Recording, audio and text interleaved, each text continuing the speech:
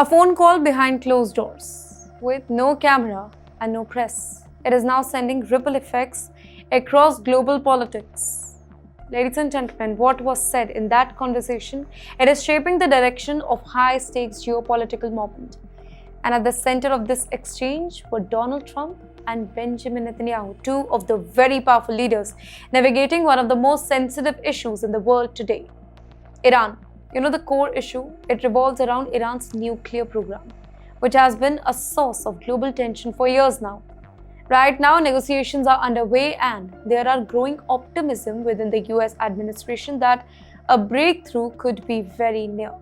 In fact, diplomatic efforts, they have intensified with multiple rounds of talks aimed at limiting Iran's nuclear capability in exchange for easing the tension here, the sanction. Well, this delicate process has brought the attention to the very critical point where even a small disruption, it can derail months of progress.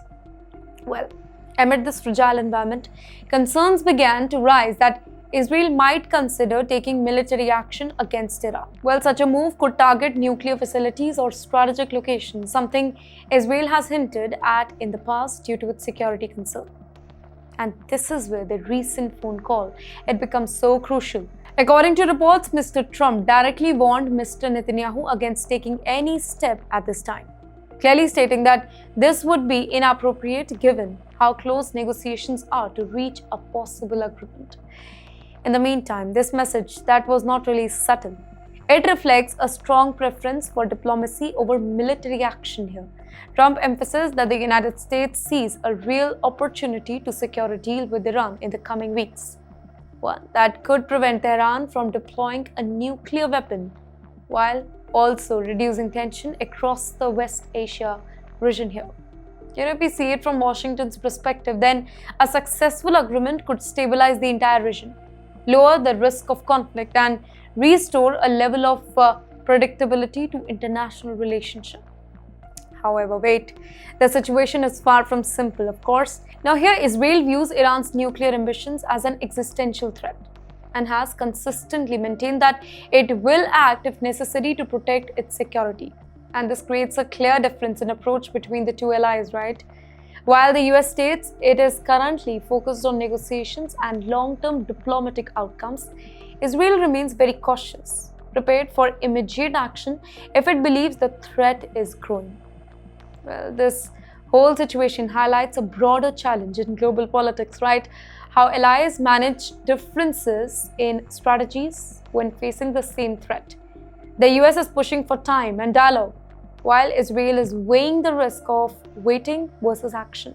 Well, both perspectives are shaped by their own security priorities and political calculation, and yes, at the very same time, the stakes could not be higher. A successful nuclear deal could limit Iran's enrichment activity, introduce strict monitoring mechanism, and reduce the chances of nuclear proliferation in that region. On the other hand, a collapse in talks, well, it can lead to increased tension, potential military escalation, and wider instability affecting not just the Middle East but global market and security framework. And you know what? This is why the timing of any action, that's important. One military strike at the wrong moment, it can undo diplomatic progress and trigger a chain reaction. In the meantime, a well-negotiated agreement could open the door to a more stable phase in regional politics. Well, the outcome will actually depend on decisions being made right now, often in private conversations like this one. For now, the entire world is watching closely. The message from the US is clear. Give diplomacy a chance at least. But whether that approach holds or whether the events will take a different turn, that remains uncertain.